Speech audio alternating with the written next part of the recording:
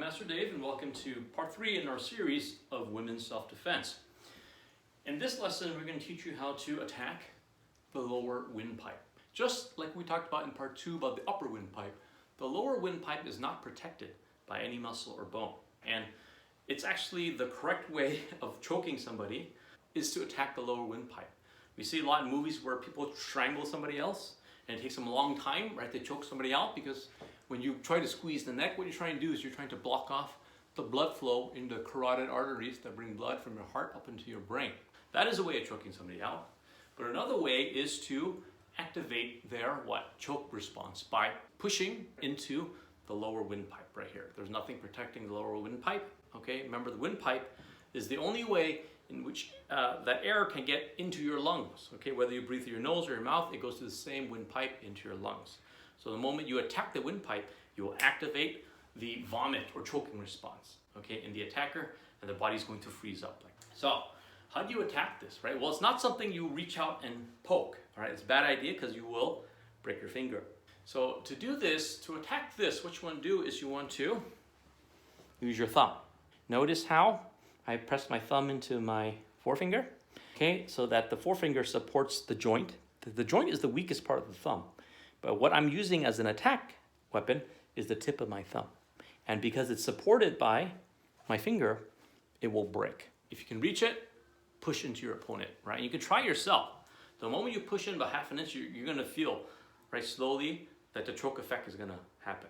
And this technique works if you are attacking head on, such as your attacker is grabbing you and you're close enough to do this.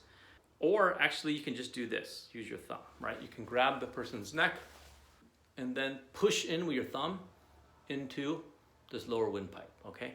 Now, you gotta practice on yourself. The key is not just the hole here, right? But the windpipe, right? So you're not pushing into the hole, you're pushing into the windpipe, right? And you gotta practice on yourself so you know, right? Because you can push into the hole and it won't touch your windpipe much, but if you push into the windpipe, you'll feel it right away, okay? So what you wanna do is push into the windpipe. You'll know that the windpipe has cartilage rings around it, so you can feel it. And so you can grab like this and push in. Give yourself leverage.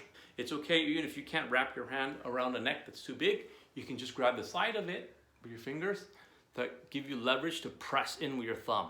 So that is how to activate or strike that point. If somebody grabs you nearby, you're within range, you can reach, feel out, put your thumb in place, grab onto the neck, shove.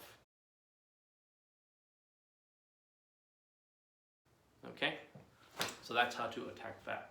Now, if you want to use this technique on somebody from behind somebody, say somebody is attacking your friend and you come from behind, right? Most people, what they want to do is they want to pull on that attacker's neck. That rarely works unless you're bigger and stronger than the attacker, okay? But if you want to attack this part, okay, of the windpipe, then what you got to do is put your thumb like this. See that? Earlier I taught you how to do that, to poke with the thumb tip. Now you're going to attack with the knuckle of the thumb, all right? And what do?